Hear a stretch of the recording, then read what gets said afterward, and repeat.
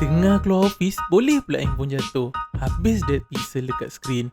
Hello guys, untuk video kali ni saya dapat job tukar LCD S24 Ultra dekat Cyberjaya. Untuk job kali ni, customer ni pilih skrin original. Customer ni sebenarnya dia urgent nak tukar skrin phone ni.